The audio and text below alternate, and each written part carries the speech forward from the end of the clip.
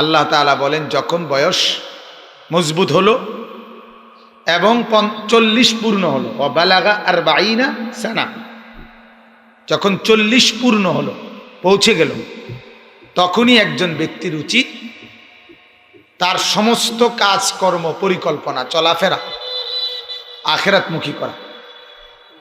এটা আল্লাহর চাওয়া। কথাটা বুঝছেন?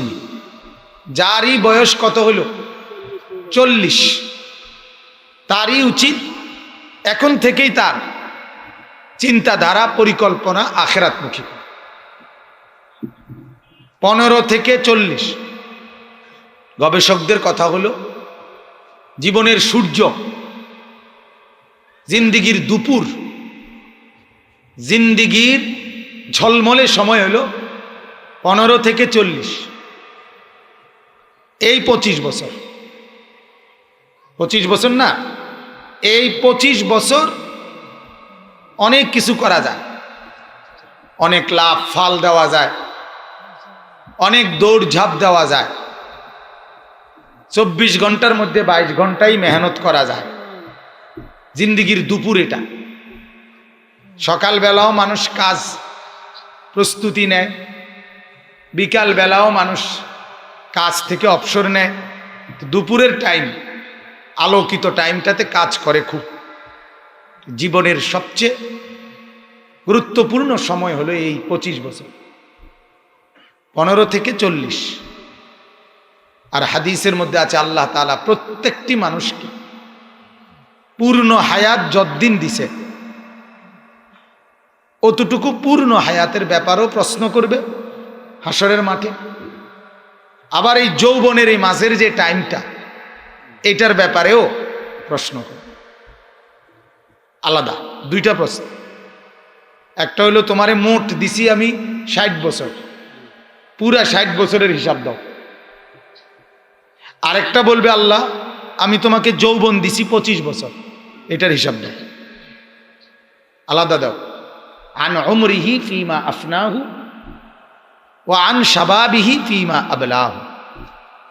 একটা প্রশ্ন করবে পুরা হায়াত সম্পর্কে, কোথায় ব্যয় করছে। আরেকটা প্রশ্ন করবে যৌবন সম্পর্কে, কোথায় সেটা ক্ষয় করছে। এই জন্য কোরআনুল কারীমের মধ্যে আল্লাহ তাআলা যৌবনের সময়টাকে বলছে আশুদ্দাকুম, তোমাদের মজবুত সময়। হায়াতের সবচেয়ে মজবুত অংশ হইল যৌবনকালটা। এজন্য হাদিসের মধ্যে আছে আল্লাহ নবী সাল্লাল্লাহু আলাইহি সাল্লাম বলেন শাবুন নাশাআ ফি ইবাদাতিল্লাহ, যে যুবক যৌবনকালটা আল্লাহর ইবাদতের মধ্যে কাটাইছে, আল্লাহ তাআলা তাকে আল্লাহ পাকের আরশের নিচে হাসরের ময়দানে ছায়া দান করবে। হাসরের মাঠে 7 ধরনের ব্যক্তিকে ছায়া দিবে। কয় ধরনের? এর মধ্যে 2টাই যুবক। 7 ধরনের ব্যক্তির মধ্যে 2 ধরনেরই যুবক, আর বাকি 5 ধরন হলো সবাই মিল্লা। এটার মধ্যেও যুবক থাকবে, ওই 5 ধরনের মধ্যেও যুবক আছে, আর বিশেষ স্পেশালি 2 ধরনের সেখানে যুবক। একটা হলো এটা, যে যুবক তার যৌবনকালটা আল্লাহর ইবাদতে কাটাইছে। আমরা ফার্সিতে শের বলে বুজুর্গদের মুখে শুনছি যে বয়সকালে বৃদ্ধকালে বাঘ সিংহ যখন দাঁত পড়ে যায় তখন সেও আর শিকার করে না, সেও মাথা নোয়ালা ঘাড় নোয়ালা। কাজেই যখন শিকার করার টাইম তখন শিকার না করা, ঠিক যে যৌবনকালে গুনাহ করার সবচেয়ে উপযুক্ত টাইম। সব রঙিন লাগে, যৌবনকাল মানে সব রঙিন। সুন্দর বেডিও সুন্দর লাগে, কালা বেডিও সুন্দর লাগে, জোয়ান বেডিও ভাল লাগে, বুড়া বেডিও ভাল লাগে, যেটা দেখে এটাই ভাল লাগে।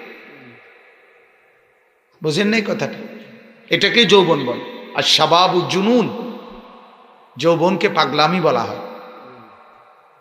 সবই ভালো লাগে, সবই নেশা নেশা লাগে। এই কারণে এই সময়টাকে আল্লাহর ইবাদতে কাটানো অনেক বড় মুজাহাদা, অনেক বড় মেহনত, আর এটা বড় দাম। আল্লাহ তাআলা এই বরকতে যৌবনের আল্লাহ তাআলা তার আরশের নিচে ছায়া দান করবে। আরেকটা হলো যুবক, রজুলুন দাআতহু ইমরাআতুন যাতু মানসাবিন ওয়া জামালিন ফাকালা ইন্নী আখাফুল্লাহ। ওই যুবক, ওই পুরুষ যাকে এমন একজন নারী গুনার আমন্ত্রণ দিছে, প্রেম, ভালোবাসা, জিনা, বেবিচার এর প্রস্তাব দিছে, যে নারী যাতু মানসাবিন ওয়া জামালিন, বংশ অনেক বড় বংশ, সুন্দরও অনেক সুন্দর, সুন্দরী বংশীয়া কোন রমণী যাকে গুনার প্রস্তাব দিছে, সরাসরি মহিলাই রাজি অপকর্মের জন্য, মহিলাই প্রস্তাব দিছে, মহিলাই আগবাইরা প্রেমের অফার দিছে, ভালোবাসার অফার দিছে।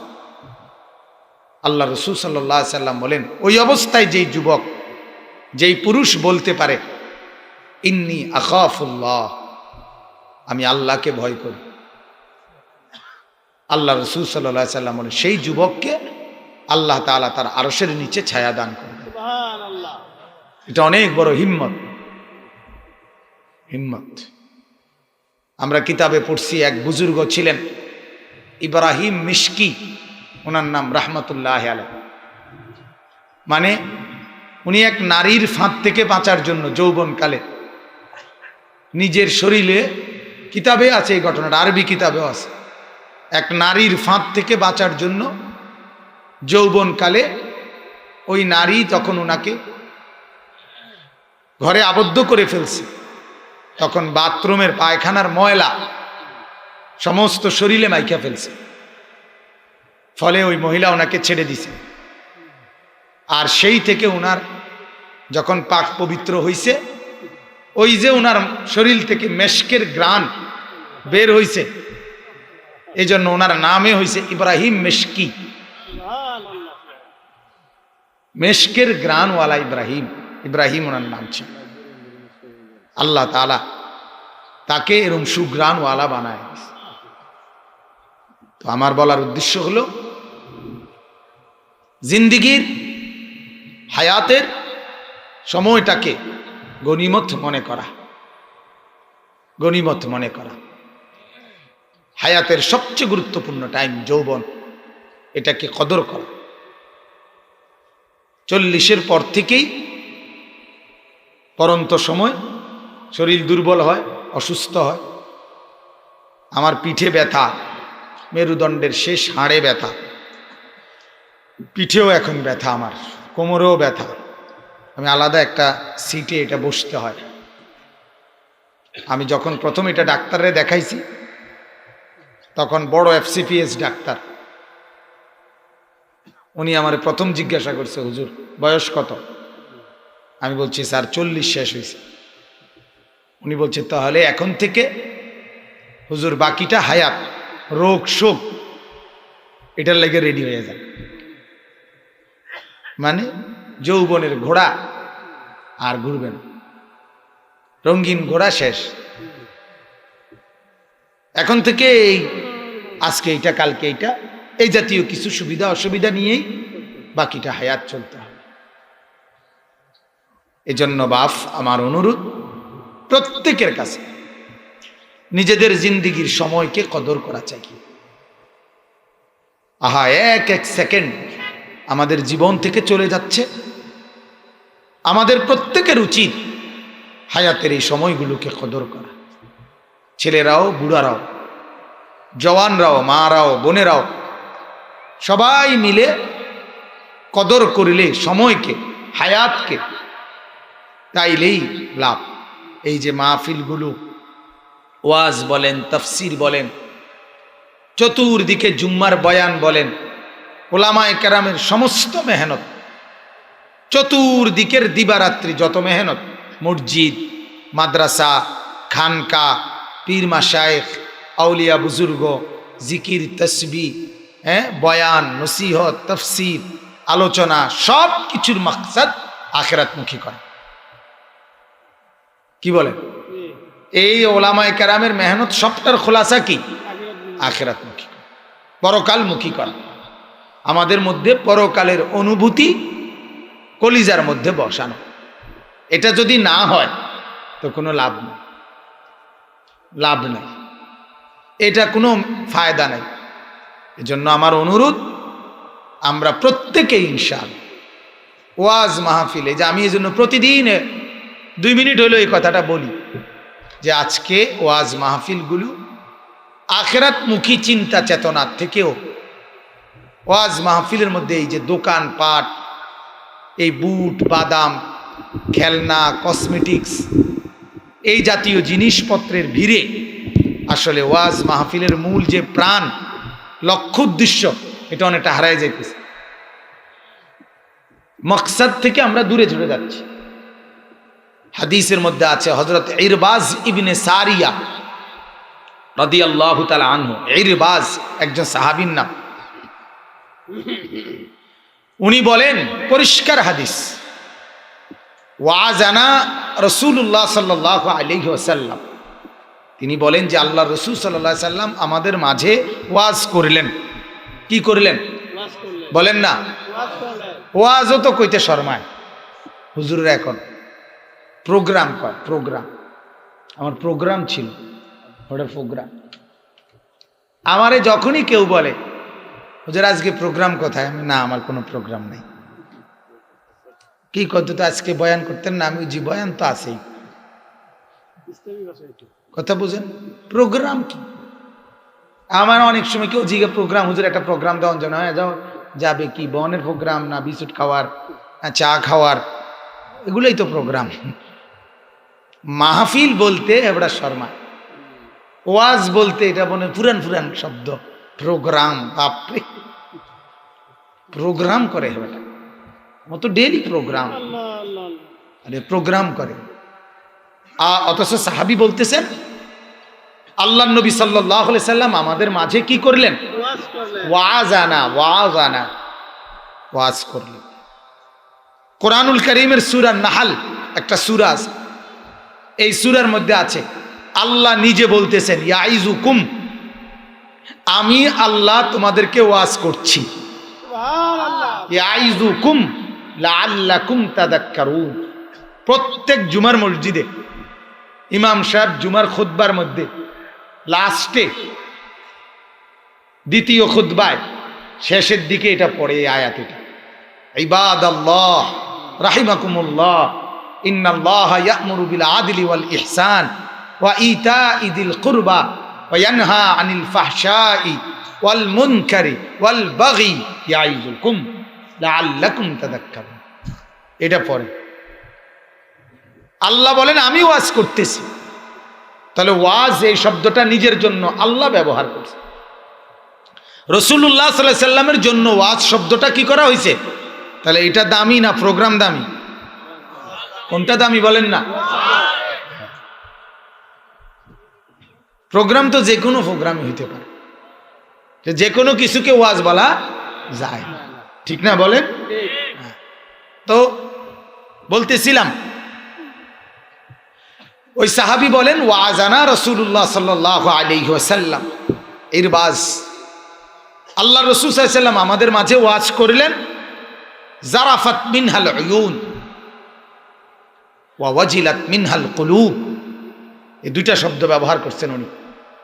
সাহাবী বলেন, রাসূলুল্লাহর ওয়াজ শুনে আমাদের চোখ থেকে অঝরে পানি ঝরতে লাগলো। ওয়া ওয়াজিলাত মিনহাল কুলুব, আর আমাদের অন্তর আল্লাহর ভয়ে কাঁপতে শুরু করে। তাহলে ওয়াজের মাকসাদ হবে চোখে পানি ঝরবে, দিলের মধ্যে আল্লাহর ভয়ে কম্পমান হবে, এটা হবে ওয়াজের মাকসাদ, ওয়াজের টার্গেট। কোরআনুল কারীমের মধ্যে আছে, ওয়া ইযা সামি'ু মা উনজিলা ইলার রাসূল তারা আ'য়ুনাহুম তাফিদু মিনাদ দাম'i। আল্লাহ তাআলা বলেন, এই যে 7 নাম্বার পারা কোরআনুল কারীমের শুরুই হয়েছে এই আয়াতটা দিয়া, ওয়া ইযা সামি'ু মা উনজিলা ইলার রাসূলি তারা আ'য়ুনাহুম তাফিদু মিনাদ দাম'i মিম্মা আরাফু মিনাল হক। আল্লাহ বলেন, ও রাসূল, আপনার সাহাবীদের অবস্থা এমন, আপনার উপরে নাজিল করা এই কোরআন যখন তারা আপনার জবান দিয়ে শোনে, আমার কোরআন শুনে, তখন আপনি দেখেন তারা আয়ুনাহুম, আপনি তাদের চোখের দিকে তাকিয়ে দেখেন তাদের চোখ থেকে তাফিদু মিনাদ দাম'i, অঝরে চোখ দিয়ে পানি ঝরতেছে। কি ঝরতেছে? পানি ঝরছে। তাহলে আল্লাহর কথা শুনলে, কোরআনে আল্লাহ বলছে, কোরআনে আল্লাহর কথা শুনলে এটার লক্ষ্য উদ্দেশ্য হলো চোখ থেকে কি পড়বে? পানি ঝরবে। এই হলো মাকসাদ। আজ আমরা সেভাবে বলতেও পারি না, আজ আপনাদের কলিজাতেও লাগে না, আমরাও বলতে পারি না, আপনারাও সেভাবে দিলের হালাত হয় না। হাসি ঠাট্টা মস্কারি দুষ্টামি রসিকতা, এটার নাম ওয়াজ। হ্যাঁ, লোক জমে, মানুষ বেশি হয়। হুজুর উনি কুচুক্কিরা কথা কয়। আমার একদিন একজনে কয়, কুচুক্কিরা কি? আমি এই কথাটাই, এই শব্দ তো পৃথিবীর কোথাও নাই। কত কুচুক্কিরা কথা কয়, কুচুক্কিরা কি? এটা তো পৃথিবীর কোনো ডিকশনারিতে খুঁজে পাওয়া যাবে না। মানে দুষ্টামি কথা, রসিকতার কথা, আজে বাজে ফালতু কথা। তা অথচ হায়াত থেকে, এই যে এখানে যদি আপনারা এখন 200 লোক হন, প্রতি মিনিট কিন্তু 200 মিনিট। কথা বুঝছেন না? প্রতি মিনিট কয় মিনিট? 200। এখানে যদি 300 লোক হন, প্রতি মিনিট কয় মিনিট? তাহলে মূলত এখানে 1 মিনিট যায় না। কয় মিনিট যায়? 300 মিনিট। যতশো লোক ততশো মিনিট চলে যায় প্রতি মিনিটে। অতএব এই মানুষগুলোর প্রত্যেকের মিনিটের হিসাব আমাকে আল্লাহর কাছে দিতে হবে। আমি এই 300 লোকের মিনিট আমার কাছে আমানত। কি ভাই? এই 500 লোকের 1 ঘন্টা আমার কাছে কি? আমানত। ওরা এই মাকসাদে এখানে বসছে, আল্লাহর কথা শুনবে, আমার দিকে তাকাইয়া বসছে, আমার কাছে আমানত না? এটা বলেন না? হ্যাঁ। অতএব আমার দায়িত্ব এটা, জিম্মাদারি এটা, আপনাদের কাছে যথোপযুক্ত আল্লাহর কথা সরবরাহ করা, আখিরাতের কথা সরবরাহ করা।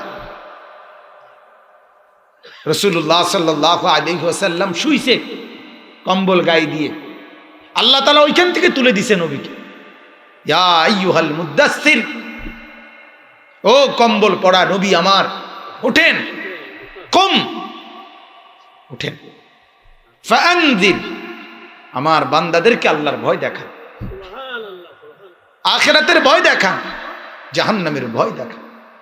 নবী অল্প সময়, আপনি বেশি দিন থাকতেন না, কোটি কোটি বান্দার হেদায়েতের জিম্মাদারি আপনার কাঁধে, সারা পৃথিবীর নবী আপনি, গোটা জগৎ আলো দেখাইতে হবে আপনি। এত বড় জিম্মাদারি যার, সে ঘুমায় কেন? কথা বলেন না? সে ঘুমাবে কিভাবে? তার আবার অবসর কিসের? তার আবার অবসর কিসের? এজন্য হাদিসের মধ্যে আছে, সাহাবায়ে কেরাম রিদওয়ানুল্লাহি আলাইহিম আজমাইন বলতেন, কানা রাসূলুল্লাহ সাল্লাল্লাহু আলাইহি ওয়াসাল্লাম মুতাওয়াসিলাল আহজান দাইমাল ফিকির। এই দুইটা শব্দ শোনেন, যারা বুঝ আছে তারা বুঝবেন। সাহাবীরা বলেন, আল্লাহ রাসূল সাল্লাল্লাহু আলাইহি সাল্লামের দুইটা সিফাত ছিল, নবীজির চেহারা মোবারকের দিকে তাকাইলেই মনে হইতো দুইটা জিনিস। একটা হইল মুতাওয়াসিলাল আহজান, ধারাবাহিক চিন্তিত, দাইমাল ফিকির, সারাক্ষণ কি যেন ভাবতেছে, সারাক্ষণ কি যেন ভাবতেছে, সারাক্ষণ কি নিয়ে যেন চিন্তা করতেছে। চেহারা দেখলেই এটা মনে হইত। সাহাবীরা বলছে, কখনোই আল্লাহ রসুলকে বেফিকির, গাফেল, কোনো কিছু চিন্তা করতেছে না এমন কোন সেকেন্ড নবীজি কাটাইতেন। সারাক্ষণই কাউরের, আর কাকে বলবে, আর কিভাবে বলবে, আর কখন বলবে, কিভাবে ইসলামের দাওয়াত দিলে সুন্দর হবে, এই ফিকিরের মধ্যেই তার জিন্দেগিটা কাটে। দিবা রাত্রি এমনই ছিলেন, দাইমাল ফিকির মুতাওয়াসিল আল আহজান। হাসবেন কিভাবে তিনি, রসিকতা করবেন কখন তিনি, ফুর্তি করবেন কখন তিনি। হাদিসের মধ্যে আছে আল্লাহর নবী সাল্লাল্লাহু আলাইহি সাল্লামকে জিজ্ঞেস করছে, ইয়া রাসূলুল্লাহ, আপনার চেহারা এরকম বিমর্ষ কেন? আল্লাহর নবী সাল্লাল্লাহু আলাইহি সাল্লাম বলছে, কাইফা আনউমু ওয়া সাহিবুস সূরি কাদ ইলতাকামাহু। নবী বলেন, সাহাবীরা শোনো, কাইফা আনউমু, এটার অর্থ হলো আমি কিভাবে আনন্দ করি, আমি ফুর্তি কেমনে করি, অথচ আমার এই নিজ চোখে আমি ইসরাফিলকে সিংহা মুখে দাঁড়িয়ে থাকতে দেখছি।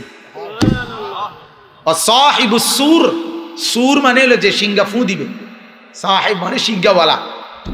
কাদ ইলতাকামাহু, কামড়াইয়া মুখ দিয়ে কামড় দিয়ে ধরে রাখছে। ওয়া হানা জাবহাতাহু, কপাল নিচের দিকে নামায় দিছে, কোনো দিকে নজর নাই। আসগা সামআহু, কান খাড়া করে রাখছে, পুরা ফিকির এক ধ্যানে আছে কখন আল্লাহ বলবে।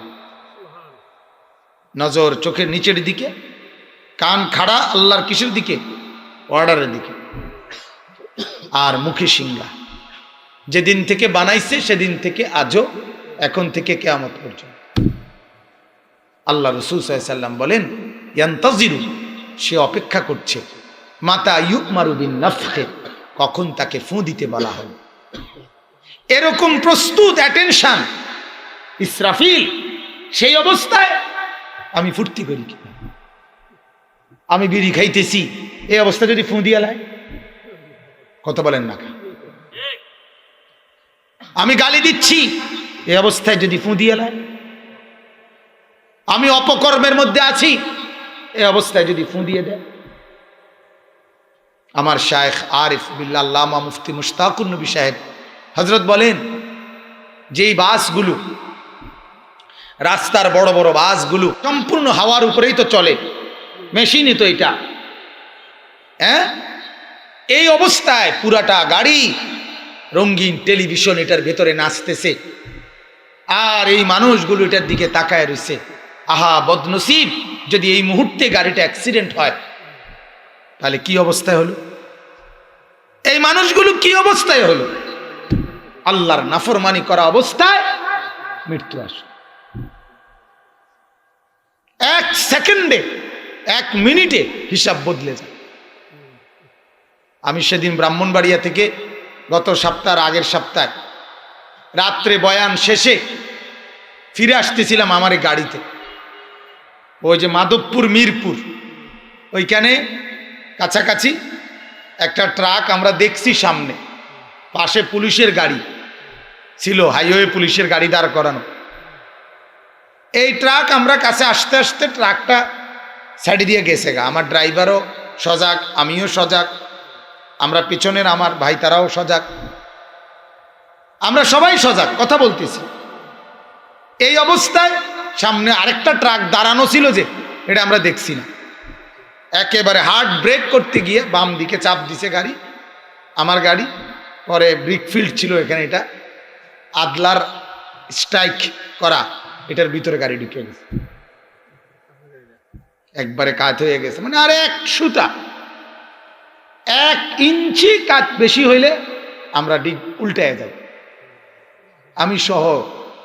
পরে ডান পাশের ড্রাইভারের দিকের যে দরজা, এই দরজা থেকে নিয়ে একবারে হেডলাইট যেই ওই পর্যন্ত পুরাটা বসকায় গেছে, পুরাটা খুল্লা বদলাইতে হয়েছে। 5 দিন গাড়ি গ্যারেজে ছিল, মালিকের ইচ্ছা। কিন্তু আমরা 5 জন ছিলাম গাড়ি পিছনে, পুরা 3 জন, আমি সামনে, আমি ড্রাইভার। 5 জনের একার একটা আঙ্গুলের মধ্যে, নখের মধ্যে ব্যথা পেয়েছে।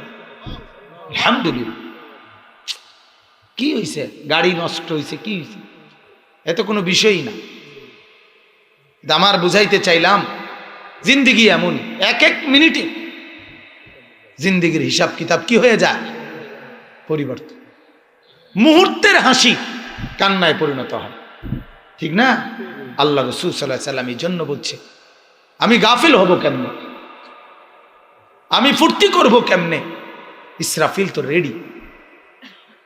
ইকতারাবা লিন-নাসি হিসাবুহুম, আল্লাহ বলেন আরে বান্দা হিসাবের সময় ইকতারাবা, একদম কাছাকাছি।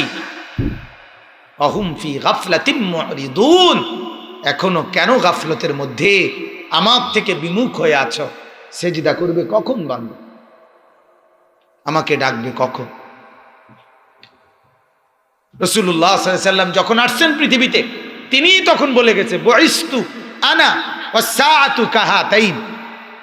আল্লাহর নবী বলছে 1450 বছর আগে যে আমি এবং কিয়ামত পাশাপাশি, এই দুই আঙ্গুল যেমন এমন, অর্থাৎ এতটা কাছাকাছি। আপনি যদি বলেন যে কো হয় না, তো আজ 1450 বছর গেছে গা, কিন্তু প্রশ্ন হলো কিয়ামত মনে করেন সবসময় আমি যেটা বলি, আরো যদি 1400 কোটি বছর পরেও হয়, আপনার লাভ কি? আপনি মরলে তো আপনি শেষ, কথা বোঝেন নাই? আপনি এখন মরলে এরপরে পৃথিবীতে যদি আরো 50 কোটি মানুষও ভাত তরকারি খায়, আপনার লাভ? আপনার তো লাভ নাই। তো কাজে আপনি কিয়ামত কোন দিন হইব আর দেরি হয় কা, এটা আপনি চিন্তা করে লাভ কি? আপনি তো চিন্তা করবেন আমার মৃত্যু আরো 500 বছর পরে হইব কিনা, আগে এটা খবর লন, তাইলে আপনি একটু আরাম করেন, ঠিকই না? বলেন না কেন? আপনার হায়াত যদি মনে করেন আরো 200 বছর বাকি আছে, তাইলে আপনি আরাম করেন। কিন্তু হায়াতের নিশ্চয়তা কতক্ষণ? কথা বলে না? আগামী কতক্ষণ বেঁচে আছেন আমরা? কে কতক্ষণ বেঁচে আছেন বলেন না? হযরতে আলী রাদিয়াল্লাহু তাআলা আনহুকে আল্লাহ নবী সাল্লাল্লাহু আলাইহি সাল্লাম বলছিলেন, আলী মৃত্যুকে তুমি কতটুকু দূরে মনে করো? হযরতে আলী রাদিয়াল্লাহু তাআলা আনহু বলছেন, ইয়া রাসূলুল্লাহ সাল্লাল্লাহু আলাইহি ওয়াসাল্লাম, 2 রাকাত নামাজ পড়তে যতটুকু সময় লাগে, ইয়া রাসূলুল্লাহ আমার মনে হয় মৃত্যু তার চাইতেও কাছে। 2 রাকাত নামাজ শেষ করতে পারবো কিনা আমার এটা মনে হয় না।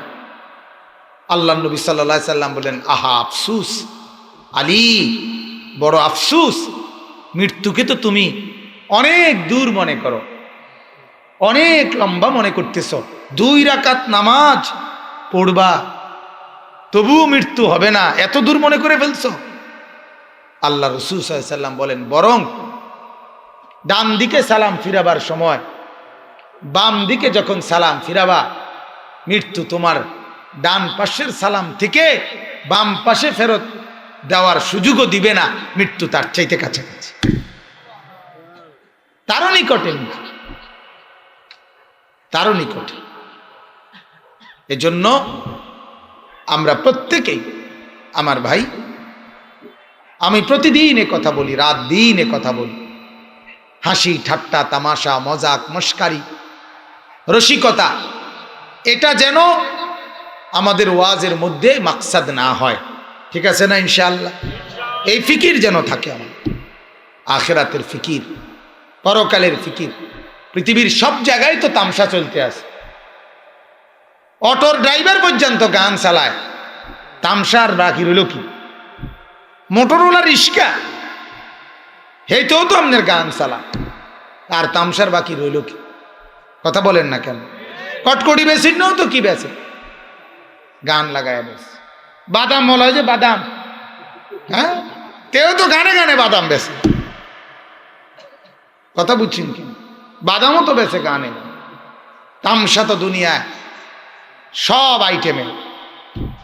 আইটেমেই তামাশা। তাইলে তামাশা যদি সব জায়গায় হয়, আখেরাত বনবে কোথায়?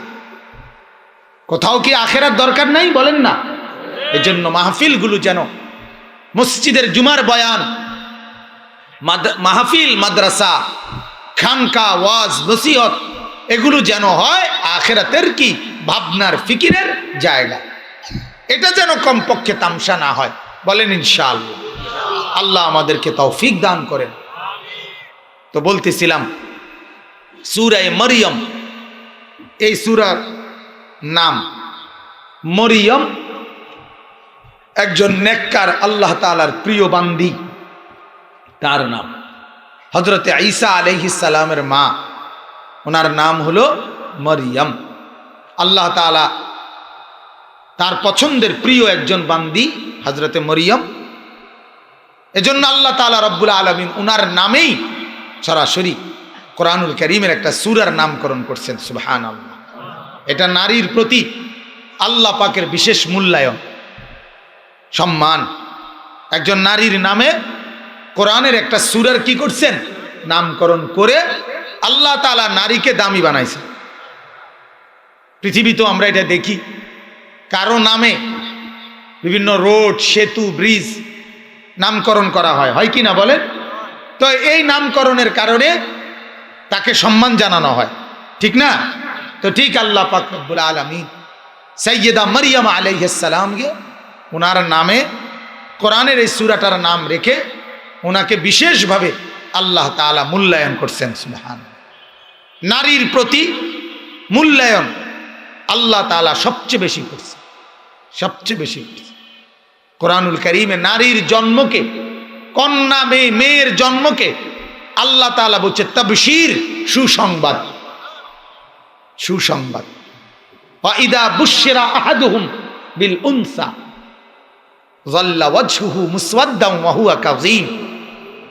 আল্লাহ বলে জাহিলি যুগে মানুষগুলো এত খারাপ ছিল, কাফেররা, আল্লাহ তাদের নিন্দা করে বলতেছে, যখন তাদেরকে সুসংবাদ দেওয়া হতো কন্যা সন্তানের, তখন তাদের চেহারা কালো হয়ে যেত। মেয়ে হয়েছে শুনলেই চেহারা কি হয়ে যেত? কালো হয়ে যেত, মলিন হয়ে যেত। অহুয়া কাযীম, ভীষণভাবে লজ্জিত হয়ে যেত। তো আল্লাহ বলেন, অথচ আমি বলতেছি কন্যা সন্তান এটা লজ্জা না, বুশরা তাবশীর, এটা সুসংবাদ। বলেন আলহামদুলিল্লাহ। দুইবার বলছে ইয়াতাওয়ারা মিনাল কওমি মা বুশরা বিহি। আল্লাহ বলেন যেই সুসংবাদ তাকে জানানো হইল, সেই সুসংবাদ থেকে লজ্জায় সে মানুষ কাছ থেকে মুখ আড়াল করে নেয়। অথচ আমি আল্লাহ বলতেছি এই কন্যা এটা তার জন্য সুসংবাদ। সুবহানাল্লাহ। আমার বাপ, তাইলে আল্লাহ তাআলা নারীকে, কন্যাকে বিশেষভাবে মূল্যায়ন করছেন। কোরআনুল কারীমের আরেকটা সূরা আছে, ৪র্থ নম্বর সূরা, সূরাতুন নিসা। আল্লাহ তাআলা নারীগণ, পৃথিবীর সমস্ত নারী জাতির নামে কোরআনুল কারীমের এই সূরাটা নামকরণ করে নারীকে মূল্যায়ন করছে। পুরুষগণ নামে কোরআনে কোনো সূরা নাই। সূরাতুর রিজাল এই নামে কোনো সূরা নাই। নারীদেরকে মূল্যায়ন করছে। নারীর জন্মকে আল্লাহ তাআলা সুসংবাদ বলছেন। নারীকে কদর করেছেন আল্লাহ। কোরআনুল কারীম আল্লাহ বলছেন ওয়া খালাকা মিনহা যাওজাহা। যেদিন আমি আদমকে বানাইছি, সেই আদমের আমলেই তার থেকে তার স্ত্রী হাওয়াকে আমি বানিয়েছি। আর বানিয়েছি কিভাবে? আদমকে যেমন বানাইছি আমার হাতে, হাওয়াকেও বানাইছি আমার হাতে। সুবহানাল্লাহ। হাওয়া আলাইহিস সালাম কোনো মায়ের পেট থেকে বের হয় নাই, কথা বোঝেন নাই? ওনার থেকে না আরো সন্তান হয়েছে, কিন্তু উনি কোনো মায়ের পেট থেকে, উনি কোনো মায়ের পেট থেকে বের হয়। অতএব আল্লাহ তাআলা বলেন হাওয়াকেও আমি সেই প্রথম দিন আমি পৃথিবী আবাদ করার জন্য নারীকে আমি আল্লাহ তাআলা সৃষ্টি করছি। আর ওয়াবাসসা মিনহুমা রিজালান কাসীরান ওয়া নিসা। চতুর্দিকের এই দুনিয়ায় মানুষের আবাদি আমি আল্লাহ তাআলা এই স্বামী স্ত্রী আদম এবং হাওয়ার মাধ্যমে ছড়িয়ে দিয়েছি। সুবহানাল্লাহ। মায়ের পেট এতটা দামি যে পেট থেকে রব্বুল আলামিন গোটা পৃথিবীর মানুষকে আবাদ করেছে। সুবহানাল্লাহ। এজন্য সাইয়্যিদা মরিয়ম আলাইহিস সালাম উনি আল্লাহ পাকের এক নেক বান্দি। কোরআনুল কারীমের মধ্যে আছে উনার মা, মানে মরিয়মের মা, উনার নাম ছিল হান্না বিনতে ফাখুজ। হান্না কি নাম কোন তো? এই মরিয়মের মা। এই হান্না যখন গর্ভবতী, ওনার পেটে যখন সন্তান আসছে, তখন উনি আল্লাহর কাছে একটা দোয়া করছে, রব্বি ইন্নী নাযারতু লাকা মা ফি বাতনি মুহাররারা। আল্লাহ, আমার পেটের যেই সন্তান, আমি সেটা আপনার রাস্তায় ওয়াকফ করে দিলাম। আপনার রাস্তায় ওয়াকফ করে, পেটে থাকতেই নিয়ত করলাম আল্লাহ আপনার জন্য ওয়াকফ। আলহামদুলিল্লাহ, আমাদের সমাজে এরকম অনেক মানুষ আছে, ভালো মানুষ, যারা বলে আমাদের কাছে, হুজুর আমার বাচ্চাটাকে আমি পেটে থাকতেই নিয়ত করে দিছি মাদ্রাসায় পড়াবো, কোরআন পড়াবো, হাফেজ বানাবো। এমন অনেক মানুষ আছে, আলহামদুলিল্লাহ, অনেক লোক আছে। দুনিয়া আখেরাত চাইলে দুনিয়া মিলে যায়, দুনিয়া চাইলে আখেরাত মিলে না। কথা বুঝেন নাই? কি বুঝছেন কোন? আখেরাত চাইলে কি মিলে যায়? দুনিয়া চাইলে আখেরাত মিলে, আখেরাত মিলে। আপনি আপনার পরিবারের আখেরাত চাইবেন, দুনিয়াও মিলে যাবে। শুধু দুনিয়া চাইবেন, আখেরাত মিলবে না, আখেরাত মিলবে। আমি প্রতিদিন এ কথা বলি, সরু সরেয়া ক খ ABCD এক অক্ষর না জানলেও দুনিয়া মিলবে। ভাত মাছ চাল ডাল, বিবাহ শাদী, দালান বিল্ডিং, ঘর দুয়ার, দেশ বিদেশ, সকল কিছু উপভোগ করা দুনিয়া। শিক্ষিতও করে, এখানে মুরুক্ষের বাপ, 14 গোষ্ঠী মূর্খ, তারাও দুনিয়া ভোগ করে। কোনটা আপনার শিক্ষিত লোক, কোনটা বেশি ভোগ করে? যেটা গরিবে, আরে মূর্খে করে না। কিটা এটা? কিটা কথা বল না, কি এটা কথা বলেন না? কি শিক্ষিত লোক টাইলসওয়ালা বিল্ডিং করলে, মূর্খ লোক মাটি দিয়ে বিল্ডিং করে, হ্যাঁ তো মার্বেল দিয়ে করে। ঠিকই কইছেন, আরো বেশি। তাইলে পৃথিবীর কোন জিনিসটা আছে শিক্ষিত অশিক্ষিত, ইমানদার বেঈমান, কৃতজ্ঞ অকৃতজ্ঞ, ফরমাবরদার নাফরমান, এমনকি মানুষ না শুধু জন্তু জানোয়ারও পৃথিবী ভোগ করতেছে, ঠিক কিনা বলেন? সূর্যের আলো ভোগ করে শুধু মুসলমানরা? সূর্যের আলো ভোগ করে শুধু মানুষ? চন্দ্রের আলো, রোদ, বৃষ্টি, আলো, বাতাস, সাগর, পানি, জমিন ও আসমানের সব নিয়ামত সবাই ভোগ করে, জন্তু জানোয়ারও ভোগ করে। কিন্তু আখিরাত, পরকাল, জান্নাতের নিয়ামত, আল্লাহর কসম, কোরআন ছাড়া, সেজদা ছাড়া, জিকির ছাড়া, হালাল ছাড়া 1 ইঞ্চি 1 সুতাও মিলবে না, মিলবে না। দন্তান নাই কান্না, কি নয় কান্না, দন্তান নাই কান্না, মিলতে না। সেজদা ছাড়া জান্নাত মিলবে না, কিন্তু সরু সরে ভাত ছাড়া ভাত মিলবে, ঠিক কিনা বলে? কোরআন ছাড়া জান্নাত মিলবে না, আখিরাত মিলবে না, পরকালের সুখ মিলবে না। তো দুনিয়ার সুখ মূর্খ হইলেও চলে।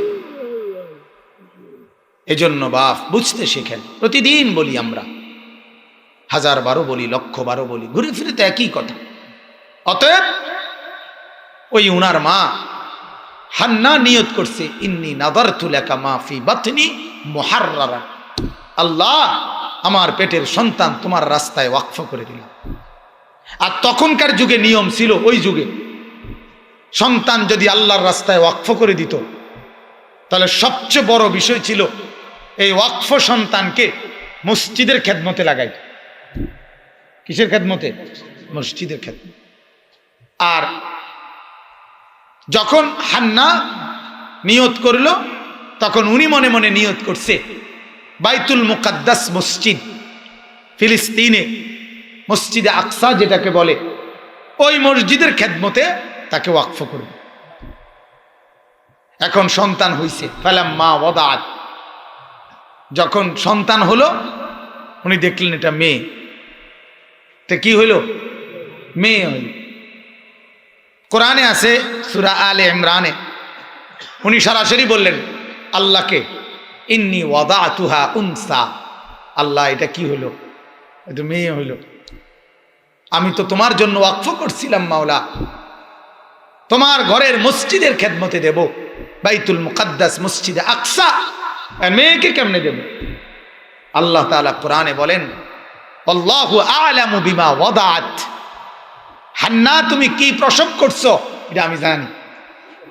আমি দিছি, আমি কইতারি না, কথা বোঝেন নাই? আমি তো আগেই জানি। তবে শোনো, ওয়ালাইসা যাকারু কাল উনসা, এমন বহু নারী আছে যে হাজার লক্ষ কোটি পুরুষ তার সমকক্ষ নয়। সুবহানাল্লাহ।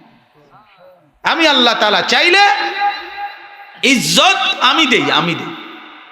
আমি যখন চাই পুরুষকে ইজ্জত করি, আমি যখন চাই নারীকে দামি বানাই।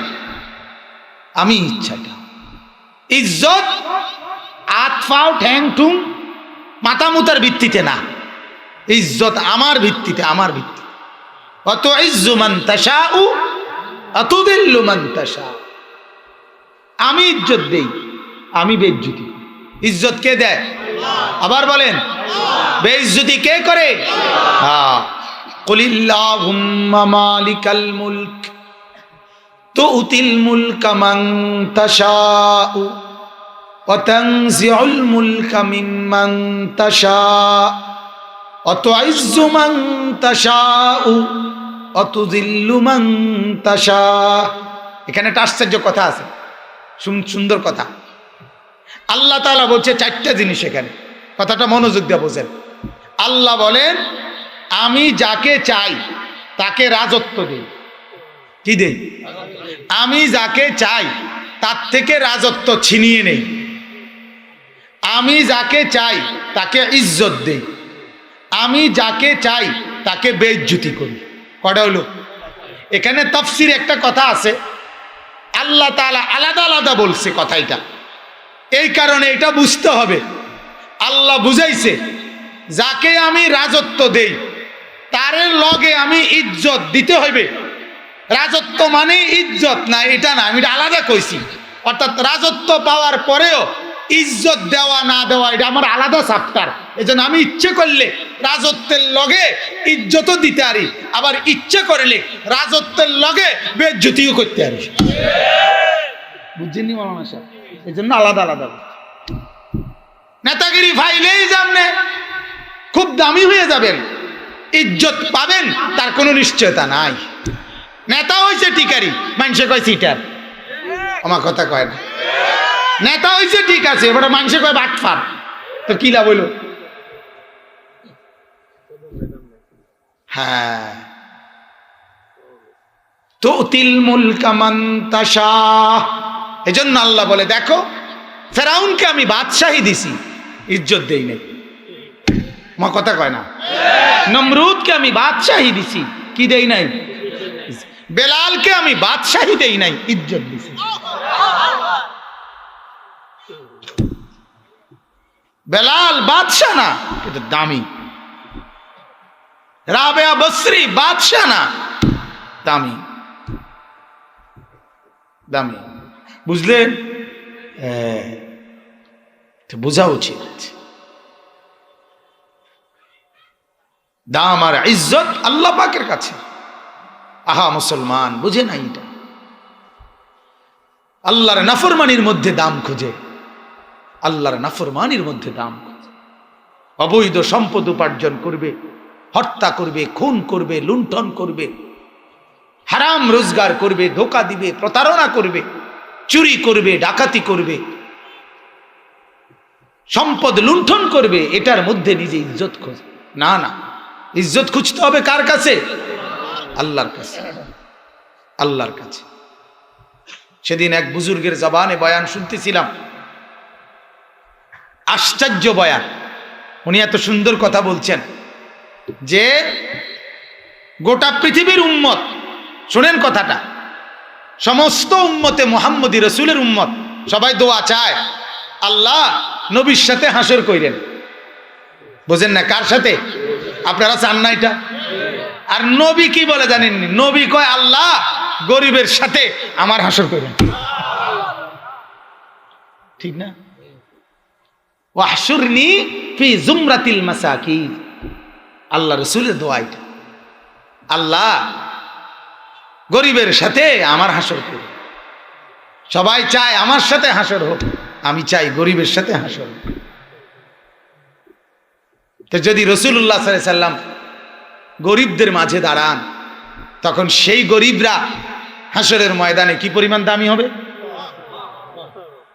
আমার শায়েখ আল্লামা মুফতি মুশতাকুন নবী সাহেব হযরত অনেক সময় বলে, আজকের দুনিয়ার ক্ষমতাবান, সম্পদওয়ালা, মালওয়ালা, বাড়িওয়ালা চোখটা বন্ধ করলেই সবচেয়ে বড় ফকির কবরে।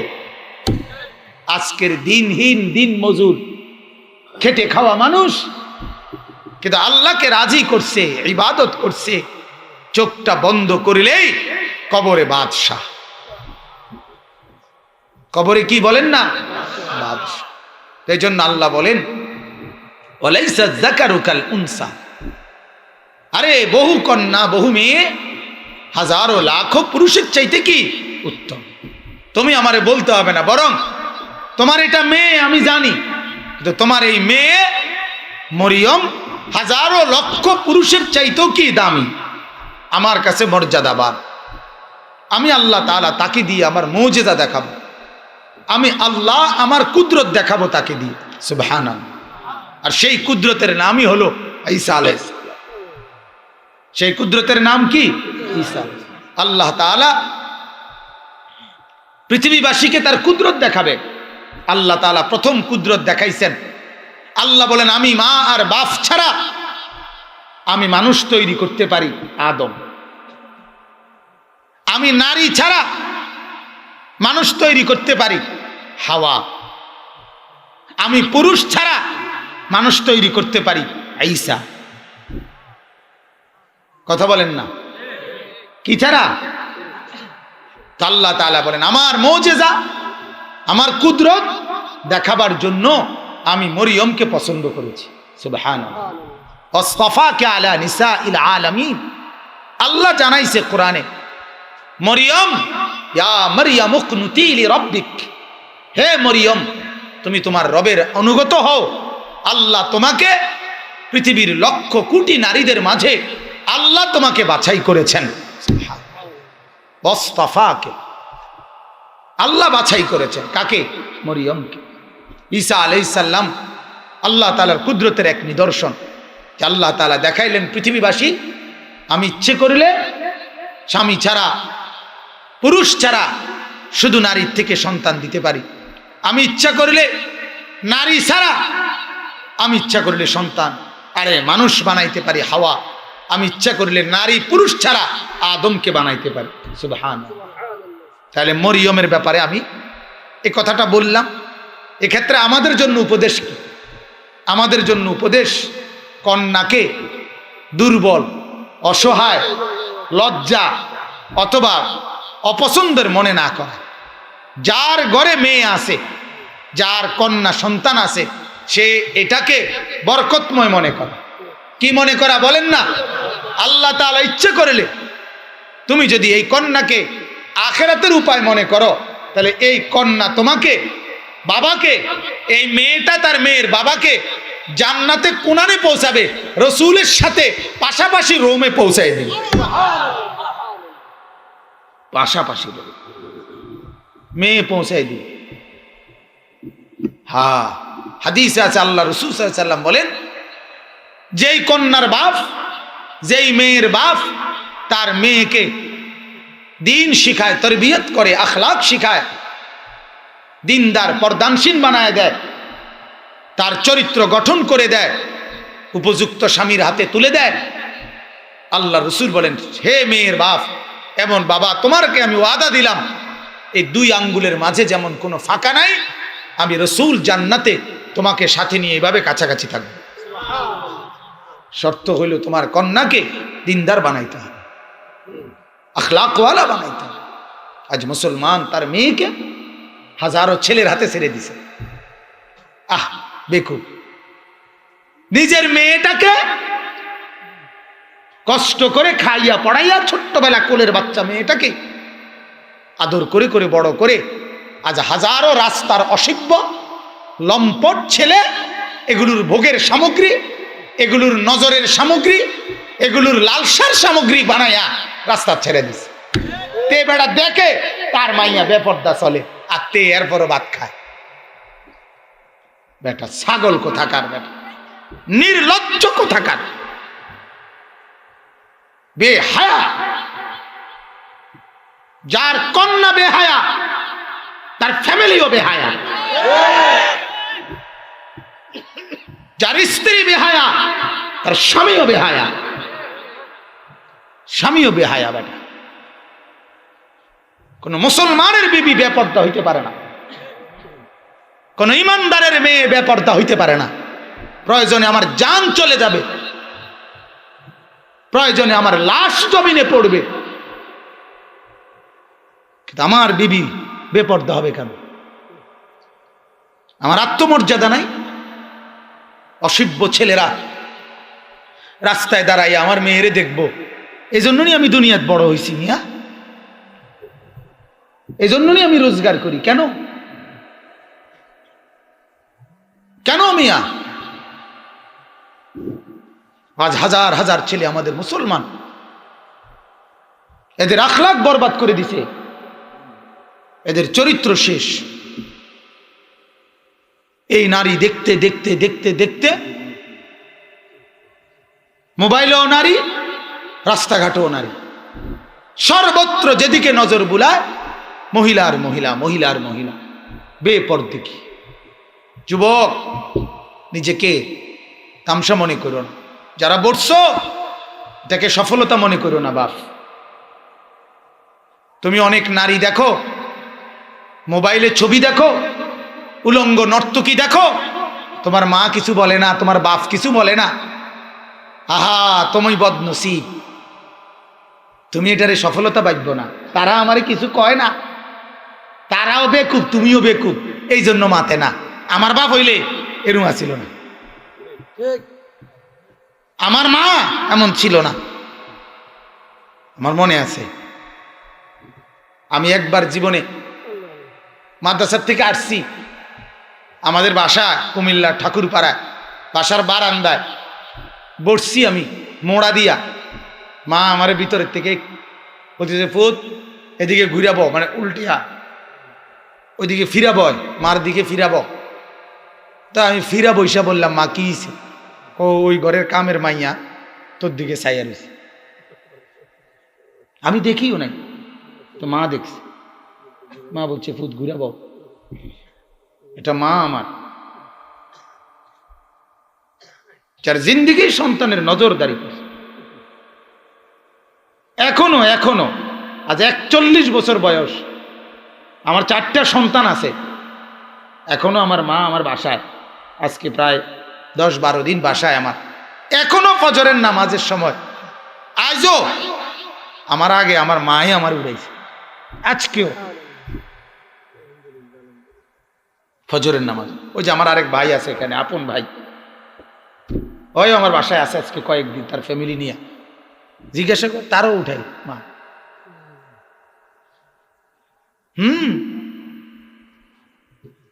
এই জন্য বাবা, ছেলেরা তোমাদেরকেও বলি, মন্দ কপাল, যে আমি কালকেও তারে বলছি আমার ভাইটারে, যে এমন একটা মা বাপ, যে মা বাপ আখিরাতের ফিকির করছে, এমন মা বাপ পাওয়াও আমাদের জন্য সৌভাগ্য। আল্লাহ মিলাইছে। বাপে বিড়ি খাওইন না, গাঞ্জা খাওইন না, খারাইয়া মুতিন না, এ তো বদনসিব, ঠিক না বলেন? মা বেপর্দা, মা ভূতেরে কইছে, হ্যাঁ মোবাইল টিপ, কোলের বাচ্চারে মোবাইল দেখায় দেখায় খানা খাওয়া। কেন? আমাদের ঘরে বাচ্চা মানুষ হয়েছে না, বড় হয়েছে না? আল্লাহ আমাদেরকে মাফ করে দেন। ভাইয়া রাগ করেন না, আমি আবেগে বলি, মহব্বতে বলি, এর মানে এই না আমি কারো প্রতি নারাজ। কথা বুঝছেন কিনা? আমি প্রত্যেকের সংশোধন চাই, আমারও আপনাদেরও, ঠিক কিনা বলেন? উসিকুম ওয়া ইয়া, আমারও ওসিয়ত, আপনাদেরকেও ওসিয়ত। কোরআনের উপদেশ আমারও দরকার, আপনাদেরও দরকার, ঠিক কিনা বলেন? তো এজন্য বললাম, কন্যাকে প্রত্যেকে যাদের ঘরে মেয়ে আছে নিজের মেয়েকে আখিরাতের সামান বানান। খুব সহজ। এই মেয়েটাকে পর্দানশীল বানায় দিবেন, মেয়েটাকে কোরআন পড়নেওয়ালা বানায় দিবেন, মেয়েটাকে নামাজি বানায় দিবেন, রসুলের সাথে বেহেশতে চলে যাবেন। বেহেশতে যাওয়া না, শুধু নবীর সাথে থাকবেন। একেবারে সহজ সুরত। আপনার ঘরে একটা মেয়েকে আপনি দিন শিখাই দিবেন। বলেন আলহামদুলিল্লাহ। এবার এই 3 আয়াতের তরজমা শুনেন। আল্লাহ পাক রব্বুল আলামিন বলতেছেন সূরা মরিয়ম, মনে আসেনি সূরার নাম? সূরা মরিয়ম। আল্লাহ তাআলা বলেন ইন্নাল্লাযীনা আমানু ওয়া আমিলুস সালিহাত সায়াজআলু লাহুমুর রাহমানু উদ্দা। এই আল্লাহ তাআলা বলেন নিশ্চয়ই যারা ঈমানওয়ালা হয়েছে, ওয়া আমিলুস সালিহাত, সমস্ত নেক আমল করেছে। 1 নম্বরে ঈমানওয়ালা হয়েছে, 2 নম্বর সবগুলো নেক আমল করছে। কি হয়েছে কোন? কি কইছি? 2টা কথা কোন? 1 নম্বরে কি, 2 নম্বর সবগুলো নেক আমল করেছে। অনেকে কিচ্ছা রয়েছে মাতে না, যে কইতাম না, আপনি যেভাবে দমকাইছেন কইতাম না, যে কিলেও দমকাইলেন। আমার ছোট ছেলে আছে সাফওয়ান, এতে মাঝে মাঝে না কইতাম না, কিরে কইতি না, নাম নেই করছেন, এর জন্য কইতাম না। তাহলে বলেন 1 নম্বর কি হয়েছে? ঈমানওয়ালা। 2 নম্বর কি? নেক আমলওয়ালা। ওয়া আমিলুস সালিহাত। এই 2টা নিয়ামত দেখেন, আসলে কোরআনের সমস্ত বর্ণনার খোলাসা এটাই, ঈমান নেক আমল। কি বলেন না? জান্নাতে যাওয়ার 2টা চাকা, একটার নাম ঈমান আর একটার নাম কি? নেক আমল। এই 2 চাকা স্টার্ট দিবে, জান্নাতে পৌঁছে, জান্নাতে পৌঁছে। এটাই ঘুরে ফিরে কথা, কোরআনের বক্তব্য এটাই, ঈমান আর নেক আমল। আল্লাহ তাআলা বলেন এই 2টা যদি আল্লাহর কাছে কেউ পেশ করে, আল্লাহ তাআলা বলেন সায়াজআলু লাহুমুর রাহমানু উদ্দান। আল্লাহ বলেন সায়াজআলু লাহুম, তাদের জন্য দিয়ে দেন আল্লাহ উদ্দান, সর্বত্র ভালোবাসা। সর্বত্র কি দিয়ে দেন? ভালোবাসা দিয়ে। এই কথাটা আল্লাহ বলেন ঈমান আর নেক আমল কেউ যদি আমি আল্লাহকে দেয়, চতুর্দিকের সমগ্র সৃষ্টি জগতে সবার কাছে তার জন্য ভালোবাসা আমি দিয়ে দিই। এবার আমিও তাকে ভালোবাসি, আসমান জমিনের ফেরেশতাও ভালোবাসে, আমার জিন ইনসান, আমার মখলুকাতের যদি 18,000 হয়, কম হোক বেশি হোক, আমার সমস্ত সৃষ্টি জগৎ আমার ওই বান্দাকে ভালোবাসে, ঈমান আর আমলের নজরানা যে আমাকে দিছে। কথা বুঝছেন? বলে এখানে গুরুত্বপূর্ণ কথা, দীর্ঘ হায়াত পেলেন, অনেক বাড়ি গাড়ি পেলেন, কিন্তু ঈমান আর আমলের থেকে বঞ্চিত। এটা মনে রাখেন, আখিরাতের বরবাদির তো কোনো সীমাই নাই, দুনিয়া তো ইজ্জতের কোনো গ্যারান্টি নাই। পৃথিবীতে কোনো বেঈমান, কাফের, মুশরিক, নাস্তিক, মুরতাদ, বেআমল, এরা কেউ মানুষের কাছে যুগ যুগ ধরে সম্মান ইজ্জত পায় নাই। পাইছে? বলেন, কথা বলেন না, পাইছে? পায় না। গায়ের জোরে সম্মান আদায় করা আর দিলের ভেতর থেকে সম্মান পাওয়া, এটা ভিন্ন জিনিস। এটা ভিন্ন জিনিস কিনা বলেন? অতএব আল্লাহ তাআলা বলেন, বান্দা ঈমান আর আমল পেশ করো, তোমার জন্য সম্মান আখিরাতেও আছে, তোমার জন্য ইজ্জত দুনিয়াতেও আছে। বলেন আলহামদুলিল্লাহ, বলেন আলহামদুলিল্লাহ। আমার ভাই, তো এই কথাটা আমরা, এটাই মূল বক্তব্য আজকে আমার। ঈমান আর নেক আমলের নজরানা পেশ করেন। ঈমান সবচেয়ে বড় সম্পদ। আমরা যারা এখানে বসছি, আমাদের সবচেয়ে বড় পুঁজির নাম হলো ঈমান। কি বলেন না? সবাই বলেন ঈমান। ঈমানবিহীন জিন্দিগি 1 ফোঁটা দাম না, আর ঈমানওয়ালা জিন্দিগি সাত আসমান ও জমিনের চাইতে বেশি দাম। হাদিসের মধ্যে আছে, আল্লাহর নবী সাল্লাল্লাহু আলাইহি ওয়াসাল্লাম বলেন, যে ব্যক্তি লা ইলাহা ইল্লাল্লাহর কালেমা পড়বে তাকে কি পরিমাণ নেকি দেওয়া হবে জানেন? আল্লাহর নবী বলেন, মা বাইনাস সামাই ওয়াল আরদ তামলাউ, অর্থাৎ সাত আসমান ও জমিনের মাঝের যতটা জায়গা, পুরাটা জায়গা আল্লাহ নেকিতে পূর্ণ করে দিবে। তাহলে সাত আসমান আর সাত জমিনের চাইতে দামি লা ইলাহা ইল্লাল্লাহ। কালেমা দামি, ঈমান দামি, ঈমান অনেক দামি, ঈমান অনেক দামি। আমার ভাই, আজকে আপনারা হয়তো বলবেন ঈমান তো আছেই হুজুর, লা ইলাহা ইল্লাল্লাহ তো মুখস্থই পারি। না রে বাপ, বিশ্বাস করেন, শুধু লা ইলাহা ইল্লাল্লাহ মুখস্থ রাখলেই ঈমান টিকে থাকে বিষয়টা এমন না। কুফরির কারণে ঈমান ছুটে যায়, শিরিকের কারণে ঈমান ছুটে যায়, নিজের অজ্ঞাতে ঈমান ছুটে যায়, বদ আমল করতে করতে, গুনাহ আর নাফরমানি করতে করতে অনেক সময় কলিজার মধ্যে গুনাহটা ইয়াকিন হিসাবে বসে যায়, তখনও ঈমান চলে যায়। এই কথাটা এমনি বুঝেন, সুদ খাইতে খাইতে, কিস্তি লইতে লইতে, কথা বুঝছেন না, একটা সময় তার কলিজার মধ্যে এটা বসে যায়, এটা ছাড়া আমার পক্ষে আর বেঁচে থাকা সম্ভব না, এটা তার দিলে বসে যায়, তখন তার ঈমান চলে যায়। কারণ সে তো এটা বিশ্বাস করে লাইছে। আমার ওই দিন বলল একজন, ৬,০০০ টাকার কিস্তি, এই টাকা শোধ করতে না পাইরা এরপরে আবার কিস্তি নিতে নিতে নিতে নিতে ৬,০০০ টাকার কিস্তি এখন ৬০ লাখ টাকার কিস্তি, ৬০ লক্ষ টাকা কিস্তির জালে আটকাইয়া বাড়ি হারা। এখন ওই লোক আর বাড়িতে নাই, বিবি বাচ্চাও নাই। তাইলে আপনি বলেন, তার কলিজার মধ্যে এটা বসছে, আমি যদি এই কিস্তির থেকে বাঁচতে হয় আবার কিস্তি লইতে হবে। কথা বোঝেন নাই আমার? আমি এই ফান্দের থেকে বাঁচতে হইলে আবার বাঁচতে হবে, আরেকটা লইতে হবে।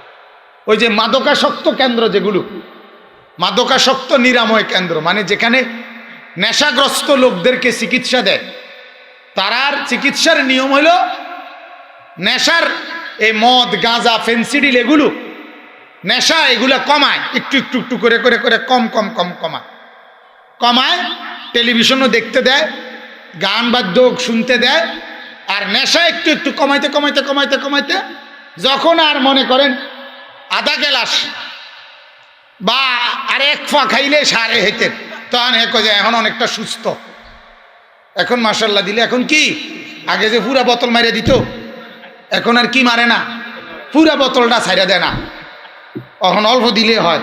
আপনার ছেলে অনেকটা আগের চাইতে ভালো, ধরেন বাইক নেন, বাইক নিয়ে সারছে, হেঁটে হয়তো কইছে আব্বা একটু আইতে আসি, হেঁটে না গিয়ে আবার প্রথম থেকে পুরাটাই মাইরা দিছে আবার। অর্থাৎ গুনার মধ্যে রাইখা, সেটা সামান্য পরিমাণও হোক, গুনার থেকে ফেরানো যায় না। কথা বুঝছেন নি আপনার? গুনার মধ্যে থাইকা গুনার থেকে কি করা যায় না, ফেরানো যায়। বরং গুনার থেকে ফেরাইতে হইলে, আখিরাত মুখী করতে হলে গুনার থেকে একদম আলগা করে ফেলতে হবে, আলগা জায়গা লাইতে হবে, গুনার থেকে সম্পূর্ণ আলাদা হইতে হবে। সামান্য পরিমাণ নেশার দ্রব্য চালু রেখেও তাকে নেশার থেকে বিরত রাখা যাবে। এজন্য আমি আপনাদের কাছে এটা বুঝাইতে চাই, ঈমান সবচেয়ে বড় সম্পদ। সেই ঈমান কিন্তু মাঝে মাঝে ছুটে যায়, আর এটা ছুটে গেলে বড় বিপদ, কুফর হয়, শিরিক হয়। অহরহ আমাদের কথাবার্তার মধ্যে শিরিক আছে, শিরিক আছে। আর মিথ্যা কথা রে, আমি এরকমও শুনছি, এক লোক বলছে হুজুর মিশা কথা আছে বলে দুগা ভাত খাইয়ে যাইতেছে। কত বড় ডাকাত, ডাকাত যে ডাকাত, কত বড় ডাকাত। তার কথা হইল মানে মিথ্যা কথা যদি ব্যবসার মধ্যে বলতে না পারি, তাহলে আর আমার ভাত মিলত না। নাউজুবিল্লাহ, বলেন নাউজুবিল্লাহ। তাইলে ঈমান রক্ষা করা জরুরি, সমস্ত নেক আমলে অভ্যস্ত হওয়া জরুরি। আমার ভাই, আপনার নামাজ, রোজা, হজ, যাকাত, ওযু, গোসল, দান, সাদকা, জিকির, তাসবিহ, তিলাওয়াত, হালাল হারাম একজন মুসলমানের জন্য সবগুলো জরুরি। আজ তো দুর্ভাগ্য, আমাদের মুসলমানের প্রজন্মের অধিকাংশই আমরা আমলের লাইনে কেউ কেউ 2-4টা কোনো বিষয়কে আমল ধরে নিয়া মনে করছে এরই নাম ইসলাম। কথা বুঝছেন না? খ্রিস্টানরা রবিবারে গির্জায় যাওয়া এটাকেই মনে করে ধর্মের উপাসনা, আর আমাদের লক্ষ কোটি মুসলমান শুক্রবারে জুমার নামাজ পড়া এটাকেই মনে করে মুসলমান। একই হিসাব, একই হিসাব। আল্লাহ তাআলা আমাদেরকে মাফ করে দেন, আল্লাহ আমাদেরকে বুঝ দান করেন। অথচ নামাজ কি শুধু শুক্রবার, শুধু জুমাবার? কয়দিন, কয়দিন বলেন না? ওই যে শবে বরাত, শবে কদর আইলে দেখবেন অনেকে জিগা, আমারও তো জিগা, হুজুর নামাজটা কোন দিন? নামাজটা কি মানে রবিবারে না সোমবারে? নামাজ কোন দিন? আমি বলে নামাজ প্রতিদিন। নামাজ কোন দিন? প্রতিদিন নামাজ। তাহলে অতএব আল্লাহ তাআলা বলেন, আমার কোনো বান্দা যখন ঈমান আর আমলের উপরে উঠে, সমস্ত সৃষ্টি জগতে আমি আল্লাহ তার জন্য ভালোবাসা দিয়ে দেই। এজন্য এই আয়াতের তাফসিরে আছে, আল্লাহ তাআলা যখন তার কোনো বান্দাকে ভালোবাসে তখন আল্লাহ তাআলা জিবরাইলকে প্রথম ডাকে, না দা জিবরিল, জিবরিলকে ডেকে বলে তাকে আমি ভালোবাসি, তুমি ভালোবাসো। জিবরাইল বলে আহবাবতু, ভালোবাসলাম। জিবরাইল এবার 7 আসমানের ফেরেশতাদেরকে বলে, ও ফেরেশতারা, এই লোকটাকে আল্লাহ ভালোবাসে, আমি জিবরাইলও ভালোবাসি, তোমরাও ভালোবাসো। কালু আহবাবনা, 7 আসমানের ফেরেশতারা বলে আমরাও ভালোবাসলাম। সুম্মা তুনজালুল মাহাব্বাতু ইলাল আরদ, আল্লাহর নবী বলেন ভালোবাসার ওই ঘোষণাটা তখন জমিনে নেমে আসে, আর আল্লাহ তাআলা সমস্ত সৃষ্টির কাছে ওই ভালোবাসার কথা পৌঁছিয়ে দেয়। পুরা মাখলুক তখন আল্লাহর এই প্রিয় বান্দাকে ভালোবাসে। এজন্য কারামত আল্লাহ সবাইকে দিয়ে দেখায় না ঠিক, তো মাঝে মাঝে আল্লাহ এটা দেখাইয়া বুঝাইছে এই পৃথিবীতে যে তাকে সবাই ভালোবাসে। এজন্য বহু আল্লাহর ওলির জীবনীতে আছে, জঙ্গলের বাঘ, জঙ্গলের মহিষ, জঙ্গলের হরিণ, জঙ্গলের সিংহ, সাপ অথবা কোনো প্রাণী চতুষ্পদ, এরা পর্যন্ত ওই আল্লাহর প্রিয় বান্দাকে সহযোগিতা করছে, কোন কাজে সহযোগিতা করছে, ভালোবাসছে। এরকম হাজারো নমুনা আউলিয়া বুজুর্গদের জীবনীর মধ্যে আছে। তাহলে কেন হইল এমন? কেন? ওই যে আল্লাহ পাক মহব্বতের এই এলান আল্লাহর সৃষ্টির মধ্যে জানায় দিছে, একে আমি ভালোবাসি, তোরাও ভালোবাসিস। এই জন্য আমার বাপ, এটা জরুরি বিষয়, আমরা প্রত্যেকেই এই ফিকির করা চাই যে আমার প্রতি আল্লাহর ভালোবাসা আসলে পুরা সৃষ্টিও আমাকে ভালোবাসবে। আর আল্লাহকে নারাজ করে মানুষের ভালোবাসা পাওয়া যায় না, মানুষের মহব্বত পাওয়া যায় না। ক্ষণিকের ভালোবাসা হলে সেটা স্থায়ী হয় না, টিকে না। কোনো জোর জবরদস্তির ভালোবাসা হইতে পারে, কিন্তু সেটা টিকে না। অবৈধ কোনো ভালোবাসা টিকে না।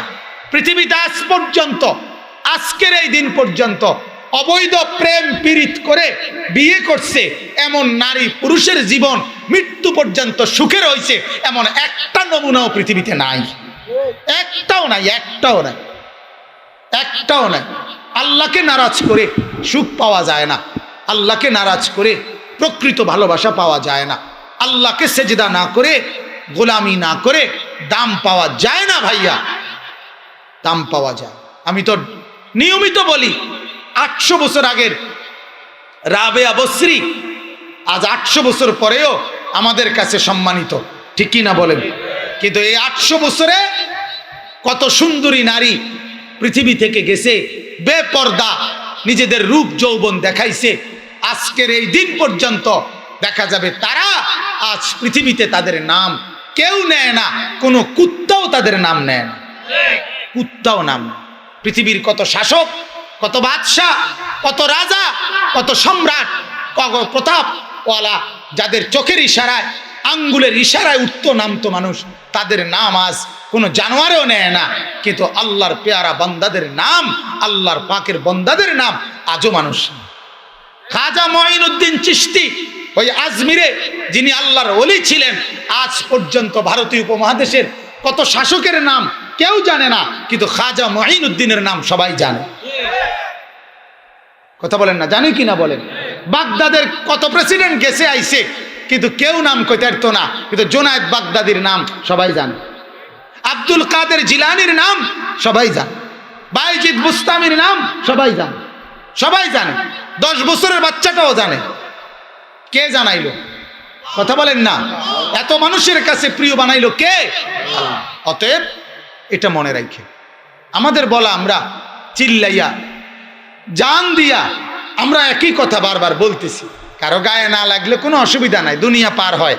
আমি এই জন্য ডেইলি বলি এটা, যে দুনিয়া পার হইয়া যায়। চুরি, বাটফারি, সিটারি, গান, বাদ্য, নাচ গান, মদ, জুয়া, ফুর্তি, নর্তকী, নাচ গান, এগুলার রাতও শেষ হয়।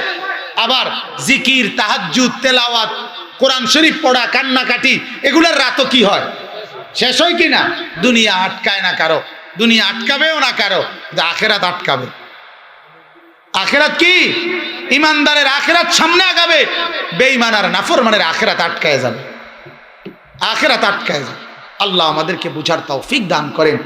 আল্লাহ কোরআনে বলেন, শেষ 2 আয়াতের তরজমা শুধু বলি, ফাইন্নামা ইয়াসসারনাহু বিলিসানিকা। আল্লাহ বলেন, নবী আপনার ভাষায় এই কথাগুলো আমি সহজ করে বলে দিয়েছি, আপনার কাছে স্পষ্ট করে দিয়েছি। কেন? লিতুবাশশিরা বিহিল মুত্তাকিন, যেন আপনি আমার মুত্তাকি বান্দাদেরকে জান্নাতের সুসংবাদ দিতে পারেন। ওয়া তুনজিরা বিহি কওমাল লুদ্দা, আর ঝগড়াটে, নাফরমান, কলহ, হানাহানি, মারামারি করে নেওয়ালা বান্দাদেরকে জাহান্নামের ভয় দেখাইতে পারে। আল্লাহ এরপর শেষ আয়াতে বলেন, ওয়া কাম আহলাকনা ক্বাবলাহুম মিন কারনিন। আল্লাহ বলেন, নবী আপনাকে একটা কথা বলি, আপনি এদেরকে বলেন যে ও মানুষ, তোমরা কি জানো ইতিপূর্বে আল্লাহ বহু জাতিকে ধ্বংস করে দিছে কিনা? বলে হাল তুহিসসু মিনহুম মিন আহাদিন। আল্লাহ বলতেছে, নবী তাগরে জিজ্ঞান না, এই নাফরমান যারা মরে গেছে কবরে, তাদের কারো নড়াচড়া কবরে বোঝা যায়নি। কথা বুঝেন নাই? কেউরও কবরে কোনো এক নাফরমান তার কবরে একটু যান না, গিয়ে দাঁড়াইতে কোন, গিয়ে দেখেন না একটু নড়ে চড়েনি। আও তাসমাউ লাহুম রিকজা, অথবা ফিসফিস আওয়াজ, হালকা আওয়াজও শোনা যায় কিনা একটু দেখেন না। শোনা যায়? কথা বলেন না। ফেরাউনের কবর, নমরুদের কবর, পৃথিবীর ফেরাউনের তো কবরে নাই, তো পৃথিবীর নাফরমানদের কোনো আওয়াজ আছে? তো ইমানদারদের আওয়াজ আছে, আছে, আছে, আছে, ইমানদারের আওয়াজ আছে। অমুক বুজুর্গ এটা বলছেন, অমুক বুজুর্গ এটা করছেন, অমুক আল্লাহর বান্দা এটা বলছেন। এই যে আমরা আলোচনা করি, আবু বকর সিদ্দিক বলেন, ওমর বলেন, আব্দুল কাদের জিলানী বলেন, বাইজিদ বুস্তামি বলেন, তো ওনাদের নড়াচড়া, ওনাদের আলোচনা, ওনাদের পর্যালোচনা, ওনাদের বিশ্লেষণ, ওনাদের সুনাম, ওনাদের আলোচনা আছে কিনা বলেন? আছে, আছে। অতএব ঈমান আর আমলের ভিত্তিতে ইজ্জত, আল্লাহর নাফরমানির ভিত্তিতে কি নাই? ইজ্জত। মসজিদেই কামিয়াবি, সেজদাতেই কামিয়াবি, সফলতা। বলেন আলহামদুলিল্লাহ। আমার ভাই, আজকে এই মসজিদখানা আলহামদুলিল্লাহ সিংহারিয়া, আমি তো ঢুকে প্রথম বুঝি নাই, পরে বলছি আর তাকায়া, তাড়াহুড়া করে ঢুকছি। এই জন্য মূলত এটা একটা মসজিদ। বলেন আলহামদুলিল্লাহ। নতুন করে এই মসজিদ বানানো হয়েছে, আলহামদুলিল্লাহ। অনেক কাজও হয়েছে, মাশাআল্লাহ। আমার অনুরোধ হইল বুঝার জন্য, একটা কথা শুধু বোঝা দরকার। হাদিস, একটা গুরুত্বপূর্ণ হাদিস বলেন, রাসূলুল্লাহ সাল্লাল্লাহু আলাইহি সাল্লাম বলেন, যখন ইসরাফিল ফু দিবে, কে? আল্লাহর নবী বলছেন, ইসরাফিল ফু দিলে আল্লাহর সমস্ত সৃষ্টি মাখলুকাত ধ্বংস হয়ে যাবে। হবে কি না? ইল্লাল মাসাজিদ। নবীজি বলছেন মসজিদগুলো ছাড়া, মসজিদগুলো ছাড়া। ইসরাফিল ফু দিলেও মসজিদ ভাঙবে না। ওমা কি হুকুম? আল্লাহর নবী বলেন, ইয়ানদাম্মু বা'দুহা মা বা'দ। এক মসজিদ আরেক মসজিদের সাথে জুড়ে যাবে, মিলে যাবে আর কি। আর সবগুলো একত্রে আল্লাহর ঘর কাবা এটার সাথে মিলবে। এরপরে কাবা ঘরের নেতৃত্বে এই সমস্ত মসজিদ জান্নাতে পৌঁছে যাবে। হাদিস। তাহলে মসজিদের দান এটা শেষ হবে কোন দিন? কেমনে কিয়ামত শেষ হবে? এটা না জান্নাতে দেব? কাবা ঘরের সাথে মসজিদ কই যাবে গা? তো জান্নাত শেষ হবে কোন দিন? তাহলে মসজিদের দান, মসজিদের সহযোগিতা, এটা শেষ হবে কোন দিন? এই এখন যদি নাম বলে মসজিদে যারা যারা দান করছে, এরার নাম আজও উচ্চারিত হবে, এরার নাম জান্নাতে উচ্চারিত হবে ইনশাআল্লাহ। হ্যাঁ মিয়া সাহেব, কারণ এটা আল্লাহর ঘর। মালিক বলে তুমি আমার ঘর বানাবা, আমি তোমার ঘর বানাবো। এটা না হাদিস?